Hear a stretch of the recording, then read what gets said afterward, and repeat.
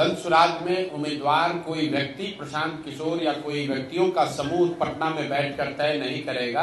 जो साथी भी इस विचार को, इस प्रयास को समझकर इससे जुड़े हैं और जुड़कर इसको आगे बढ़ाने में अपना कंधा लगा रहे हैं, वही साथी मिलकर इसके उम्मीदवारों का चयन करेंगे। और उसी के तहत आप देख रहे हैं कि जन सुराज इस राज्य का पहला ऐसा दल है जिसने उम्मीदवारों की आवेदन की औपचारिक प्रक्रिया अभी शुरू कर रखी है।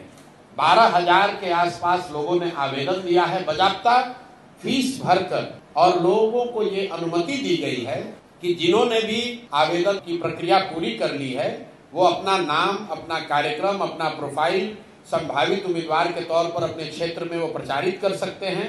और अब जन सुराज की जो केंद्रीय चुनाव समिति है उस व्यवस्था के तहत अगले 4-5 महीनों में उन सभी साथियों का जो अपने आप को संभावित उम्मीदवार बता रहे हैं या जिन्होंने आवेदन दिया है उनका मूल्यांकन होगा। और जन सुराज से जुड़े हुए लोग, पदाधिकारी, साथीगण, इसके संस्थापक सदस्य, सब लोग मिलकर जिसके नाम पर मुहर लगाएंगे वही जन सुराज का उम्मीदवार होगा। उसमें कोई धन बल का प्रयोग नहीं, कोई अंडर द टेबल डीलिंग नहीं।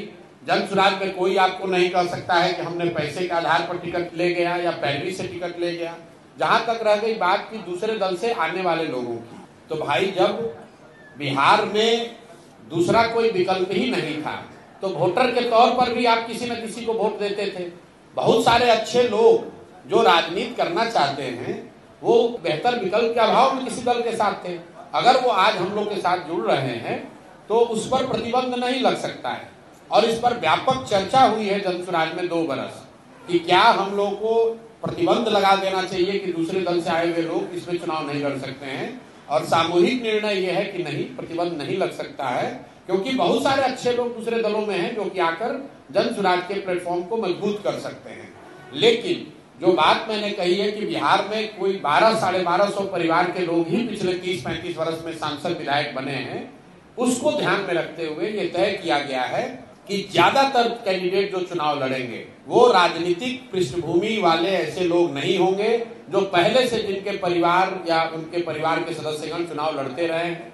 कुछ अपवाद जरूर हो सकता है, लेकिन 2/3 से ज्यादा लोग जन सुराज में वही चुनाव लड़ेंगे जो शायद जीवन में पहली बार चुनाव लड़ रहे होंगे।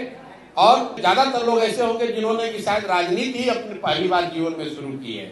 तो बहुत बड़ी संख्या में मोटे तौर पर नए राजनीतिक चेहरे आपको जन सुराज के टिकट पर चुनाव लड़ते हुए दिखेंगे।